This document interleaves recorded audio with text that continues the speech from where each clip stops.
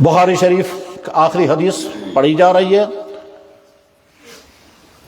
میں نے بخاری شریف جلد اول حضرت مولانا نصیر احمد خان صاحب سے پڑھی اور جلد ثانی بخاری شریف حضرت مولانا شیخ عبدالحق اعظمی سے پڑھی۔ ان دونوں نے بخاری شریف پڑھی تھی حضرت مولانا سید حسین مدنی سے،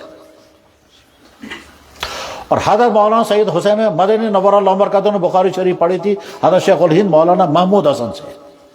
حضرت شیخ الہند مولانا محمود حسن نے بخاری شریف پڑھی تھی حضرت مولانا محمد قاسم نانوتوی سے۔ حضرت مولانا محمد قاسم نانوتوی نے بخاری شریف پڑھی تھی اپنے استاد شاہ عبد الغنی مجددی سے، اور شاہ عبد الغنی مجددی نے بخاری شریف پڑھی تھی اپنے استاد شاہ محمد اسحاق دہلوی سے،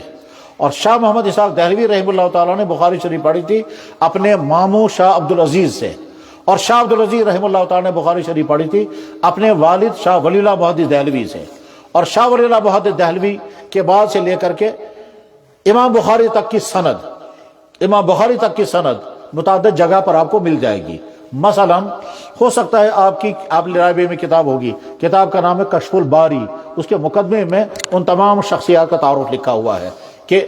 شاہ عبد الغنی مجددی نے حدیث لی شاہ اسحاق سے، شاہ اسحاق صاحب نے شاہ عبدالعزیز سے، شاہ عبدالعزیز نے شاہ ولی اللہ سے، شاہ ولی اللہ نے شیخ ابو طاہر کردی سے، شیخ ابو طاہر کردی نے شیخ ابراہیم کردی سے، شیخ ابراہیم کردی نے علامہ شناوی سے، شناوی نے کشاشی سے، کشاشی یہ سلسلہ پورا ہوتے ہوتے محمد بن یوسف فرابری، اور محمد یوسف فرابری نے پھر حدیث لی ہے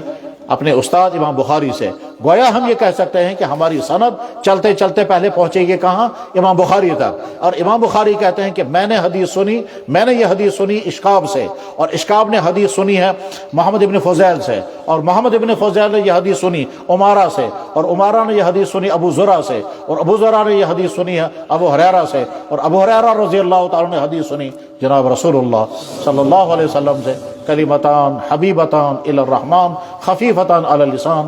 ثقیلتان فی المیزان سبحان اللہ و بحمدہ سبحان اللہ العظیم۔ اس طرح سے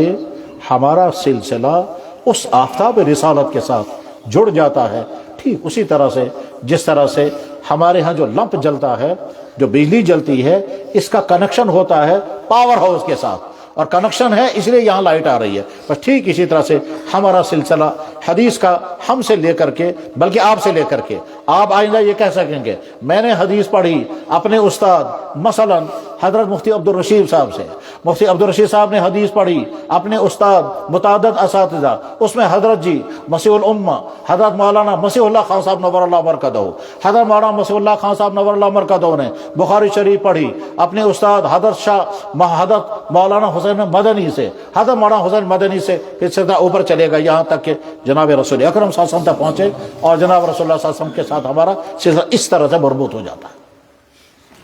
ہمارے علم کے سلسلے سارے کے سارے، قرات کا سلسلہ حضور تک پہنچتا ہے، حدیث کا سلسلہ حضور تک پہنچتا ہے، بیعت کا سلسلہ حضور تک پہنچتا ہے، فقہ کا سلسلہ بھی حضرت عبداللہ مسعود کے شاگرد علقمہ کے شاگرد ہیں حماد کے شاگرد ہیں علقمہ کے شاگرد ابراہیم نخعی کے شاگرد حماد کے شاگرد امام ابو حنیفہ کے شاگرد امام ابو یوسف کے شاگرد امام محمد کے شاگرد ابو صفحال جوزجانی، ہوتے ہوتے ہم تک پہنچتا ہے۔ تو فقہ کا سلسلہ بھی ہمارا نبی تک،